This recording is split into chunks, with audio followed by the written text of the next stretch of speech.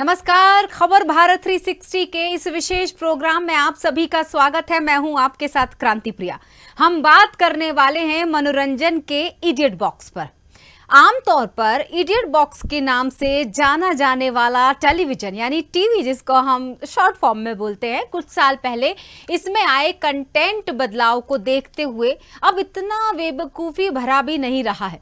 जब हम सभी बच्चे थे और कंप्यूटर और ओटीटी सामग्री के प्रति इतने अनुकूल नहीं थे, तो कभी कभार फिल्म थिएटरों की यात्रा के अलावा टेलीविजन जो था वो मनोरंजन का एकमात्र अन्य स्रोत था। टेलीविजन शब्द की बात कर लेते हैं। आखिर ये जो जबान पे चढ़ा हुआ शब्द है, उसकी उत्पत्ति कैसे हुई? तो उसकी उत्पत्ति प्राचीन ग्रीक भाषा के शब्द टेली यानी दूर और लातिन के विजियो शब्द यानी देखना से हुई है। जी हाँ, समझ सकते हैं कि दूरदर्शन नाम कहां से आया होगा। टेलीविजन है ना, अंदाजा लगा सकते हैं ना। हमारे देश में टीवी सिर्फ टेलीविजन नहीं है, ये तो वो मनोरंजन बक्सा है जिसमें गजब का आकर्षण, अगर मैं ये बात कहूं कि ये गजब भी है, अजब भी है और हम सबको सजग भी करता है। जब लोगों के हाथ में मोबाइल नहीं आया था, उसके पहले यदि किसी के घर में टीवी आता था तो आस पड़ोस तो क्या, सारा मोहल्ला उस टीवी के दर्शन करने आ पहुंचता था। लेकिन आज हाल तो ये है कि एक ही घर में अलग अलग कमरे अगर हैं तो शायद ये कहना अतिशयोक्ति ना होगी कि अलग अलग टीवी भी होगा। लेकिन 21 नवंबर को जब भी ये दिन आता है तभी याद आता है वर्ल्ड टेलीविजन डे यानी विश्व टेलीविजन दिवस, जिसे हर साल मनाया जाता है 21 नवंबर को। और इसी की अहमियत को समझने के लिए कि वो कैसा दौर था, कैसे चैलेंजेस थे, इन तमाम बातों पर हम तमाम पहलुओं पर चर्चा करेंगे।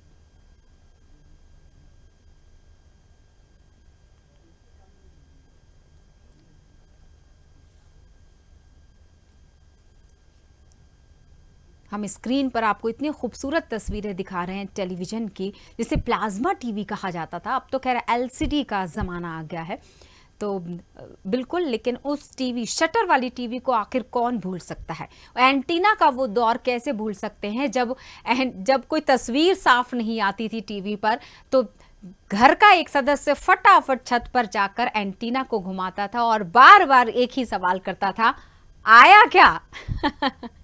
तो वाकई वो दौर बहुत खूबसूरत था, वो समय बहुत खूबसूरत था।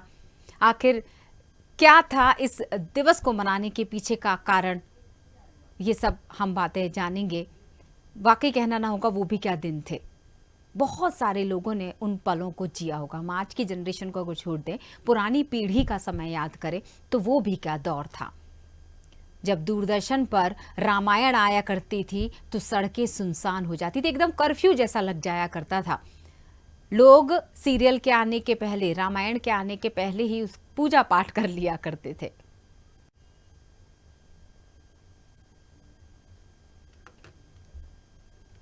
एक समय टीवी को भी बुद्धू बक्से की संज्ञा दी गई थी, लेकिन यही वो टीवी थी जिसके सामने लोग रामायण, जिसका मैं अभी जिक्र कर रही थी, उसे देखने से पहले वाकई अगरबत्ती भी लगाते थे। जो पुराने लोग होंगे वो शायद इसके साक्षी रहे होंगे।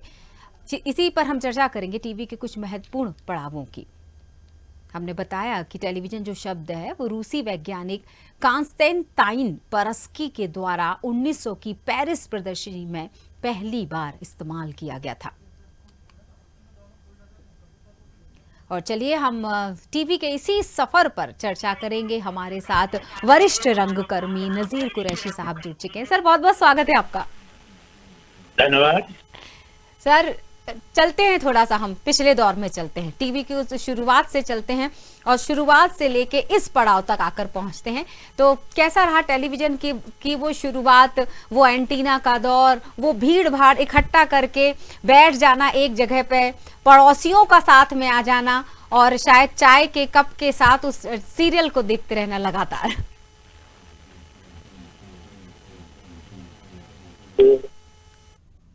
में एक अद्भुत कदम था या अद्भुत उपलब्धि थी जब टेलीविजन शुरू हुआ। इस चीज की कल्पना नहीं की जा सकती थी, वो चीजें शुरू हुई। और किसी के घर अगर मोहल्ले में, कॉलोनी में कौतूहल और ये खास लोग तो समाचारों आते थे। फिर बाद में और धारावाहिक हुआ, दर्शन ने सबसे सीरियल बनाया और महाभारत ये हुए। इस तरह से कर्फ्यू लग जाता, लोग घरों के अंदर बैठ जाते थे 1-1.5 घंटे टीवी के साथ। जी बिल्कुल सर, आपका तो सफर काफी मतलब गहरा रिश्ता है, अगर मैं ये कहूँ तो शायद आप भी स्वीकार करेंगे इस बात को। दूरदर्शन और नजीर कुरैशी जी, कैसा रिश्ता रहा आपका, कैसा सफर शुरू हुआ था दूरदर्शन के साथ? देखिए, मैंने जब काम शुरू किया दूरदर्शन से पहले आप जुड़ा, तो एक पहले प्राइवेट सीरियल था। उस समय 16 mm पे वो सीरियल शूट हुआ, काला जल था, जिसमें एक छोटी सी भूमिका मैंने निभाई थी। तब से इसकी शुरुआत हुई। तब ये कैमरे नहीं हुआ करते थे। फिर उसके बाद 16 mm से हाई बैंड और बीटा ये आया, और आज की बात करें हम तो पूरा का पूरा डिजिटल पे ये शुरू हो चुका है। अब हम थोड़ा मंच की तरफ आ जाते हैं। टीवी के साथ का सफर आपका, आप वरिष्ठ रंगकर्मी भी हैं, प्रोड्यूसर भी हैं, आपने काफ़ी उसमें अगर निर्देशन की बात करूं मैं, कलाकार तैयार भी किए हैं और बतौर कलाकार काम भी किया है आपने। कैसा सफर रहा सर आपका, मतलब कलाकार के तौर पर, प्रोड्यूसर के तौर पर, निर्देशन के तौर पर अगर मैं बात करूं तो आपके दोनों विधाओं पर?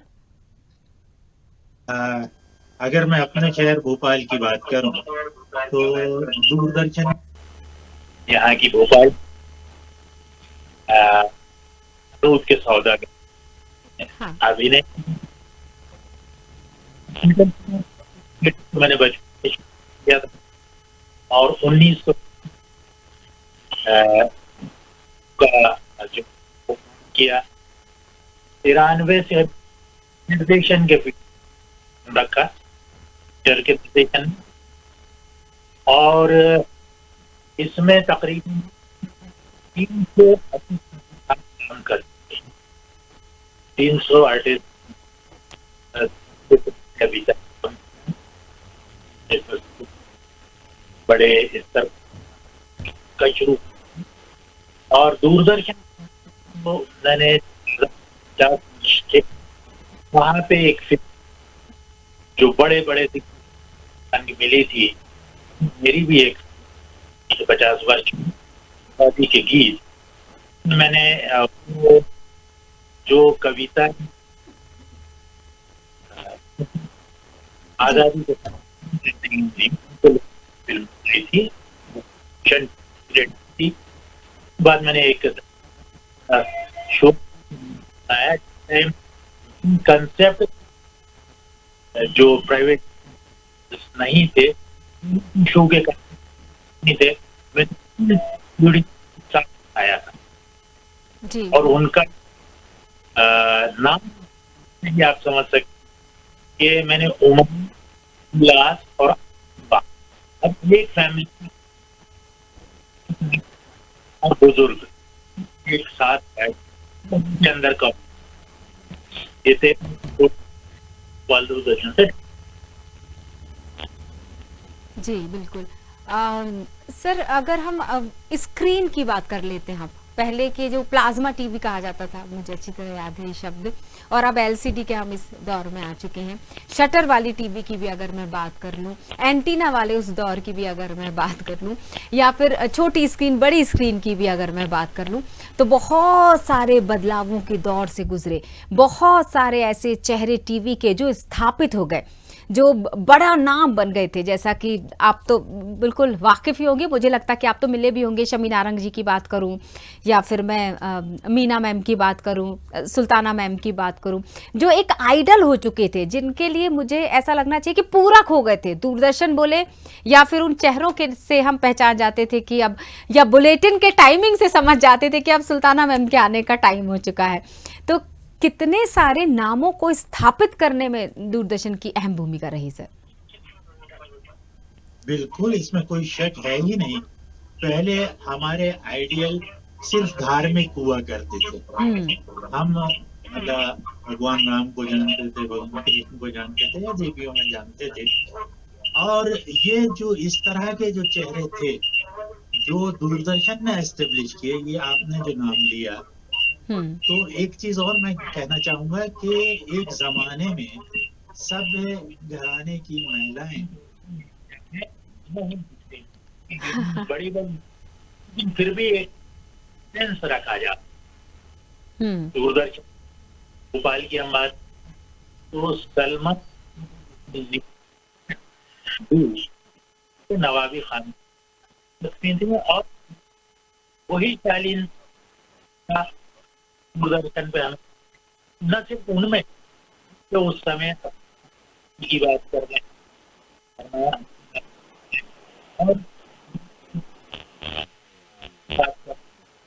क्या लगातार जारी रहे।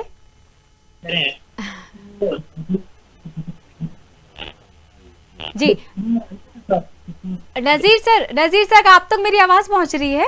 नजीर सर, स्पीकर को मैं आपसे अनुरोध करूंगी, स्पीकर हम बंद कर देते हैं क्योंकि वो आवाज गूंज रही है, तो मैं आपकी इतनी खूबसूरत बातचीत को अच्छे से सुन नहीं पा रही हूँ और बहुत रोचक बातचीत चल रही है, क्योंकि आपके पास जितना अनुभव है सर, उसे सुनने के लिए मुझे लगता है पूरा दिन भी कम पड़ जाएगा।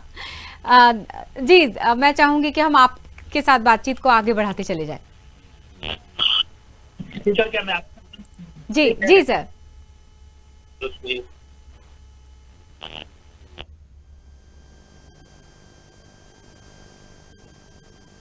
हम नज़ीर कुरैशी सर से बात कर रहे हैं, वरिष्ठ रंगकर्मी। बिल्कुल मध्य प्रदेश के लिए तो ये अनजाना नाम है ही नहीं, देश में भी ये चेहरा अच्छी तरह से जाना पहचाना जाता है। एमपी से अगर हम बात करें मध्य प्रदेश नाट्य एकेडमी की, तो सर ने एक महत्वपूर्ण जिम्मेदारी निभाई है।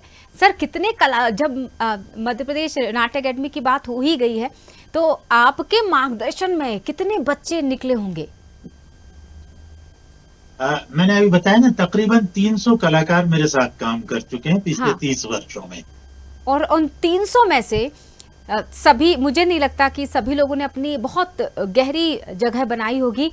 कैसे नाम है जो मुझे लगता है उनकी कर्मठता की गवाही देते होंगे? वो कौन से खास नाम है जो शायद बड़े पर्दे पर जाना पहचाना चेहरा हो? देखिए, वैसे तो इस तरह से मैं लेता नहीं हूँ कभी नाम। मानव कौल जो एक बड़ा नाम है इंडस्ट्री में आज की तारीख में। Yes sir. मानव कौल की शुरुआत कारवा मतलब मेरे ग्रुप में हुई है जी। अभी एक शायना खान एक हमारी आर्टिस्ट थे, तो कल ही उसका मथुरा में रामायण का शो था। पुनीत सर रामायण का एक बड़ा शो कर रहे हैं, उसमें स्टेज शो चल रहा है। तो इस तरह से और भी नाम है जो काम कर रहे हैं। जी बिल्कुल। हम चुनौतियों की भी बात कर लेते हैं, उपलब्धियों की पहले मुझे लगता है चर्चा की जानी बेहद ज़रूरी है। नज़ीर साहब, जब हम उपलब्धियों की एक फहरिस्त तैयार करते हैं, तो उसमें सबसे पहला जिक्र कौन सी पंक्ति का आता है? कौन सी पंक्ति? कौन सी उपलब्धि है वो जो आपके जहन में ताज़ा है? अच्छा, मैं अपने लिए हाँ बिल्कुल बिल्कुल, आपकी उपलब्धियों मेरे लिए देखिए, एक सबसे बड़ी चीज तो ये थी कि मेरा एक नाटक था मुआवजे। ठीक है। बीज ताहनी का लिखा हुआ है, इसका शो था मेरा रविंद्र भवन में। हाँ। और उसमें निर्देशन का काम शुरू कर चुका था काफी पहले से।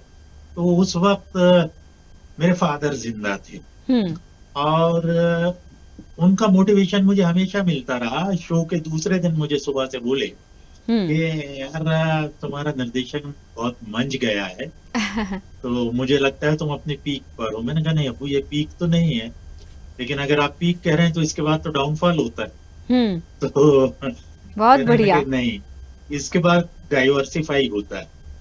बोले डाइवर्सिफिकेशन भी करो।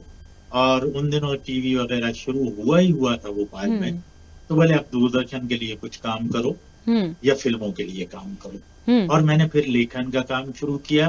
दूरदर्शन के लिए सीरियल बनाया शोरगुल के नाम से, और लिखने का काम किया। उस समय लोकल या फिल्म में तो नहीं, लेकिन इसरो के लिए मैंने तकरीबन 30-35 डॉक्यूमेंट्रीज लिखी वाह, और ये सिलसिला फिर बढ़ता ही गया। क्या अभी बात है। पिछले 2021 में मेरी लिखी एक फीचर फिल्म भी रिलीज हुई। क्या बात है सर। बिल्कुल, जब आपने ये दूरदर्शन में टीवी सीरियल और इनका जिक्र किया है तो मुझे वो कलाकार भी याद आ गए जिन्होंने शुरुआती दौर दूरदर्शन के साथ अपने करियर की शुरुआत की और आज वो बड़े पर्दे पर अपनी बड़ा सा नाम बन चुके हैं। आप समझ गए होंगे मेरा इशारा किस तरफ है। फौजी की तरफ भी है, सर्कस की तरफ भी है, ऐसे बहुत सारे नाम हैं। रेणुका सहाने की भी शुरुआत उसी से हुई। ऐसे कई कलाकार हैं जिन्होंने पहले दूरदर्शन से शुरुआत की, फिर वापस बड़े पर्दे पर आए। लेकिन बड़े पर्दे पर आने के बाद भी जब दूरदर्शन का जिक्र होता है तो चित्रहार, रंगोली ऐसे शोज को होस्ट करते भी नजर आए सर वही लोग। सही है। अगर आप जो नाम ले रही हैं जिस पे मैं मुस्कुरा रहा था, उसमें इस वक्त का सुपरस्टार शाहरुख खान का नाम भी शामिल है। शाहरुख खान उस वक्त जब फौजी और सर्कस सीरियल में आया करते थे, फौजी देखकर मेरी माँ ने ये एक बार कहा था कि यार ये लड़का बहुत तरक्की करेगा। वाह। तो वो आज की डेट में हम कहें तो वो दूरदर्शन का ही प्रोडक्ट है, इसमें कोई नकार नहीं सकता। जी सर। दूरदर्शन, जब आपने ये जिक्र किया कि आपकी मम्मा ने कहा था कि आगे तक जाएगा, तो ऐसे ही शाहरुख खान की माँ ने भी एक बात कही थी कि जो कुछ नहीं करते वो कमाल करते हैं। तो वाकई कई बार पूत के पाँव पालने में दिखने लग गए थे, शायद ऐसा कुछ कहा जा सकता है शुरुआती दौर में करियर की। छोटे पर्दे पर काम करना, मतलब अगर मैं मंच पर काम करने की बात करूं, थिएटर के काम करने की बात करूं, या फिर सीरियल तैयार करके दूरदर्शन में उस निर्देशन की मैं बात करना चाहूं, सबसे ज्यादा कठिनाई किस में आती है सर? मतलब थिएटर में जहां आप एक डायलॉग भी मिस नहीं कर सकते, पूरी की पूरी स्क्रिप्ट आपको रटनी होती है और फिर उसे जीना पड़ता है, वहां तो आप टेक ले सकते हैं टीवी पर। डेफिनेटली क्या है कि स्टेज पर जब काम कर रहे होते हैं तो ये आम बोलचाल जब होती है, जिक्र होता है, तो लोग कहते ही हैं कि यहाँ रीटेक की कोई गुंजाइश नहीं होती और दूसरा दर्शक आपके साथ में बैठा हुआ होता है। तो थिएटर वाले या मैं खुद ये कहता हूँ कि जो संप्रेषण का सबसे सशक्त माध्यम है वो थिएटर ही होता है। वो होता है, प्लस रीटेक की चूंकि गुंजाइश नहीं है, इसलिए आपका रिस्क जो है वो बहुत ज्यादा होता है। थोड़ी देर पहले आपने उपलब्धि की बात करी थी, तो उपलब्धि में मेरी एक और जो बात करना चाहूंगा थिएटर की, बिल्कुल। तुगलक जो है गिरीश कर्नाड का लिखा हुआ नाटक है और इसका शो मैंने 2002-2003 में पहला शो किया था, जो पिछले 20 साल से अभी भी चल रहा है जी। और इसकी खास चीज ये थी कि थिएटर में यहाँ पे स्थानीय रविंद्र भवन जो है वहां पे ब्लैक से टिकट बिके थे। अरे वाह। आमतौर से टिकट से शो होते नहीं है, टिकट शो था और लोगों को बैठने की जगह नहीं थी हॉल के अंदर। और कुछ लोगों ने शरारतन ब्लैक से टिकट बेचने शुरू कर दिए थे।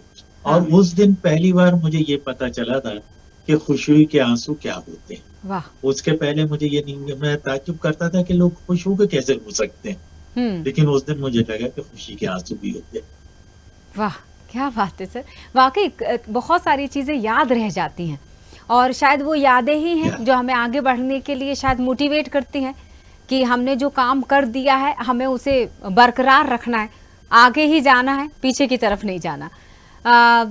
ऐसा कौन सा आपको लगता है, ड्रीम नहीं कहना चाहिए, ये तो बहुत घिसा पिटा सा सवाल होगा, किसी ऐसे प्रोजेक्ट पर काम करना चाहें, किसी ऐसे व्यक्तित्व पर आपकी लेखनी काम करना चाहे, वो ऐसा कौन सा प्रोजेक्ट है जो दूरदर्शन के लिए आप लाने की तैयारी में होंगे या कह सकते हैं कि आप शायद उस पर काम कर रहे होंगे? थिएटर के लिए अगर मैं कहूँ तो बहादुर शाह जफर पे मेरा काम चल रहा है, जो जिनका वो शेर है, कितना है बदनसीब तू ये जफर, 2 गज जमीन भी न मिली हुए यार।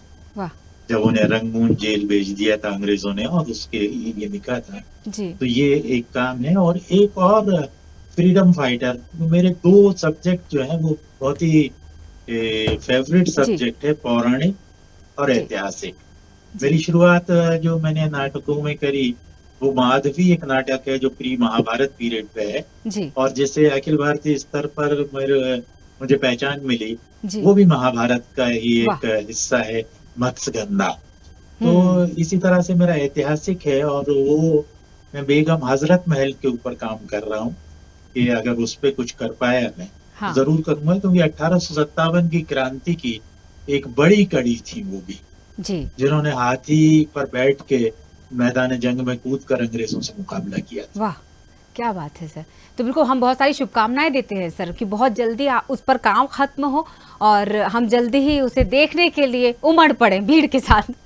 तो बहुत बहुत शुक्रिया सर, बहुत बहुत शुक्रिया। सारी शुभकामनाएं भी आपको देते हैं, बधाई आपको देते हैं, धन्यवाद आपको प्रेषित करते हैं कि आप जुड़े अपने व्यस्ततम शेड्यूल से, क्योंकि मुझे पता है आप जैसे वरिष्ठ लोगों का समय चुराना कितना चुनौतीपूर्ण होता है हम लोगों के लिए। तो बहुत बहुत शुक्रिया, बहुत सारी शुभकामनाएं आपको। ये थे नज़ीर कुरैशी साहब, जो कि वरिष्ठ रंगकर्मी हैं, बात कर रहे थे हमारे साथ टेलीविज़न से जुड़ी हुई, दूरदर्शन से जुड़ी हुई, रंगमंच से जुड़ी हुई, अपने करियर से जुड़ी हुई कुछ ख़ास जो झलकियां हैं, जो उनके शब्दों के ज़रिए हमने जाना कि किस तरह का दौर हुआ करता था और किस तरह से दरअसल समय बीता और समय बीतता चला गया। तो अब वो भले ही एंटीना वाला दौर ना रहा हो, लेकिन चुनौतियाँ अभी भी हैं, क्योंकि आज जब दूरदर्शन देखने की बारी आती तो बहुत सारे लोगों की ज़बान पर, ख़ासतौर से शहरी क्षेत्रों में ये लाइन ज़रूर कही जाती है कि आजकल दूरदर्शन देखता कौन है। लेकिन आज भी शायद कहीं ना कहीं वो परंपरा बरकरार है जो एक साथ ग्रामीण क्षेत्रों में सारे लोग मिलकर एक कमरे के अंदर दूरदर्शन लगाकर, चाहे वो समाचार सुनना हो, चाहे वो खेल का आनंद लेना हो। हाल ही में वर्ल्ड कप की जब प्रस्तुति चल रही थी तो शायद गांव में टीवी को बाहर लगाकर गांव के बहुत सारे लोग इकट्ठा होकर उसका आनंद ले ही रहे होंगे, भले ही हम उसके साक्षी नहीं थे। लेकिन और चलिए अब हम इसी कड़ी में चर्चा कर लेते हैं मोहन द्विवेदी जी। चूंकि दूरदर्शन का जिक्र हुआ है तो सीनियर प्रोड्यूसर भी हैं, कलाकार भी, रंगमंच कलाकार भी हैं, एक लंबी यात्रा इन्होंने तय की है। मोहन सर, बहुत बहुत स्वागत है आपका। हेलो, नमस्कार। नमस्ते सर। सर बहुत सारी शुभकामनाएं, आज तो दूरदर्शन का दिन है। जी, आपको भी ढेर सारी शुभकामनाएं। Thank you sir. क्या कहेंगे सर, सबसे पहले तो यही प्रतिक्रिया ले लेती हूँ कि दूरदर्शन की शुरुआत जब हुई थी, ब्लैक एंड व्हाइट से कलर का ये सफर तय हुआ, हम लोग पहला सीरियल था, तब से लेके अब तक, और आपको तो लंबा समय हो चुका है सर, बहुत उतार चढ़ाव भी देखे होंगे आपने टीवी के। जी, आपने सही कहा कि हम जो है ब्लैक एंड व्हाइट से कलर्ड में आ गए, और कलर्ड के बाद में डिजिटल आ गए, HD आ गए, और उसके बाद आप मोबाइल पर आप टीवी का आनंद लेते हैं। बिल्कुल। लेकिन इन सबके बीच में आप ये देखेंगे कि दूरदर्शन जिन मापदंडों के साथ शुरू हुआ था, जी। आपने देखा होगा कि उसका एक लोगो है जिसमें लिखा है सत्यम शिवम सुंदरम, जी। और दूरदर्शन उसी सत्यम शिवम और सुंदरम पर अभी भी कायम है। हाँ, जैसे कि आप जानते हैं, सत्य मतलब समाचार, बिल्कुल सही। क्योंकि हम बिल्कुल, हमारे दूरदर्शन में कोई भी ब्रेकिंग न्यूज नहीं होती है और समाचार की तरह समाचार होते हैं। बिल्कुल सही। शिवम मतलब एजुकेट करना, एजुकेशन का मतलब ABCD या 2 2 4 नहीं होता है। हाँ, एजुकेशन ये भी होता है कि किसानों को हम सही शिक्षा दें। हाँ। पानी बहुत गिर गया है तो अपनी फसल की कैसे देखभाल करें, कीड़े लग गए हैं तो हम कैसे देखभाल करें, बिल्कुल सही। या उन दूरस्थ क्षेत्रों में जहाँ पर मेडिकल की सुविधाएं नहीं है हाँ तो हम बताएं कि भाई किसी रोग के क्या लक्षण होते हैं जी, और उनका उपचार कैसे करें। ये बिल्कुल भी सही। एजुकेशन है। बिल्कुल सही। और सबसे आखिरी में आता है सुंदरम, यानी कि मनोरंजन। हाँ, तो वो अभी भी कायम है। मनोरंजन को कभी हमने प्राथमिक दृष्टि में रखा नहीं। हाँ। और बाकी जो 2 तरीके के चैनल अभी जो शुरू हुए हैं, या तो विशुद्ध न्यूज है, हाँ। या फिर मनोरंजन है। बिल्कुल सही। लेकिन आज भी कोई यदि अपनी परीक्षाओं की तैयारी करता है, कॉम्पिटिटिव एग्जाम की तैयारी करता है, तो वो लगातार दूरदर्शन देखता है, क्योंकि दूरदर्शन में आज भी संपूर्णता है। बिल्कुल सही। और मुझे बहुत गर्व है कि मैं ऐसे संस्थान का हिस्सा हूँ और वहाँ काम करने का मुझे मौका मिला। बिल्कुल, संपूर्णता है, सहजता है, सुंदरता है, लेकिन फूहड़ता नहीं है। ये सिर्फ दूरदर्शन सिखाता है, क्योंकि आज भी वो डिग्निटी, अगर मैं कहूं कि वो सीधे पल्ले की साड़ी सरला माहेश्वरी के उस दौर से लेके आज के दूरदर्शन एंकर तक अगर देखा जाए तो एकदम मतलब देखना ही काफी है, मुझे ऐसा लगता है। देखिए, प्रत्यक्षम किम प्रमाणम। हाँ, ये एक दूसरे चैनल की एंकर दूरदर्शन की एंकर को याद कर रही है, उसके स्टाइलिंग को याद कर रही है, और कहीं ना कहीं उसकी रोल मॉडल भी है वो। बिल्कुल सही सर।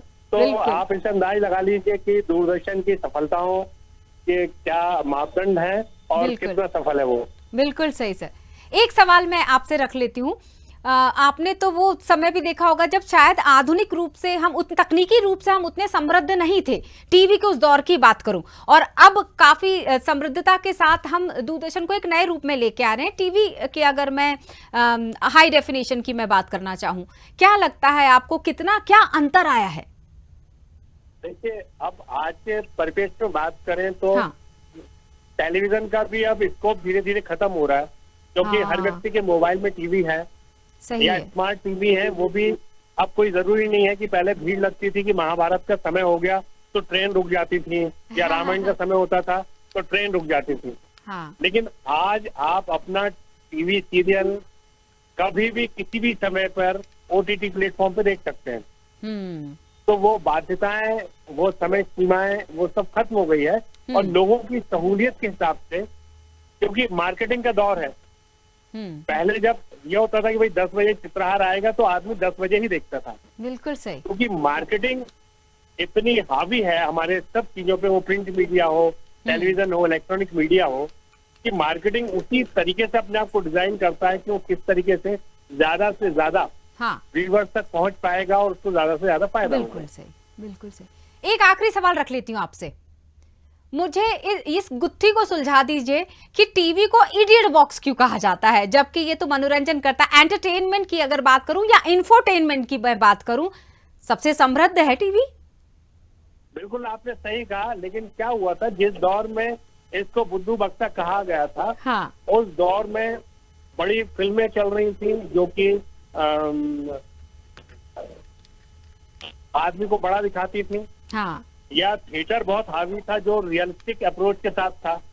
और जब दूरदर्शन आया और दूरदर्शन ने उन सबको, उनकी वीविंग कम की, तो लोग जो उसके साथ जुड़े हुए थे उनको लगता था कि यार लोग किताबें नहीं पढ़ रहे हैं, हमारी फिल्में नहीं देख रहे हैं, और ये बक्सा आ गया है जिसको उन्होंने बुद्धू बक्से की संज्ञा दी। अच्छा। लेकिन कौन मानेगा आज कि इतने ज्ञानवर्धक प्रोग्राम आते हैं, इतनी जनरल नॉलेज की बात आती है। हाँ। हर टेलीविजन चैनल आज जब शुरुआत करता है तो सही वो है।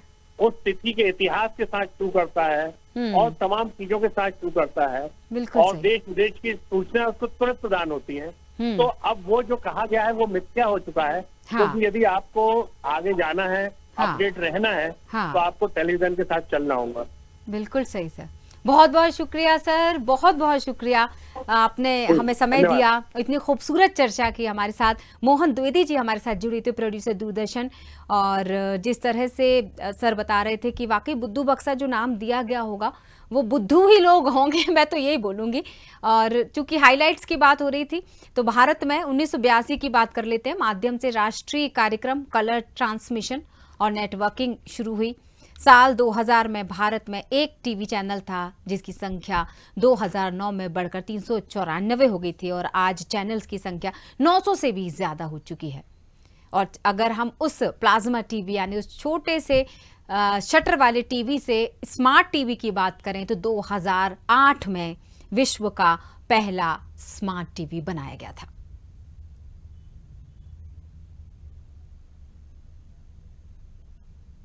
तो इस विश्व टेलीविजन दिवस पर जब भी हम चर्चा करते हैं हर साल, तो ये बात दिमाग में ज़रूर आती है, और आज तो आनी ही चाहिए। ख़ास तौर से अगर मैं बात करूं कि अगर टीवी ना होता तो दुनिया कैसी होती, इस सवाल का जवाब आपके पास छोड़कर यही इजाज़त लेती हूँ। जुड़े रहिए खबर भारत 360 के साथ। नमस्कार।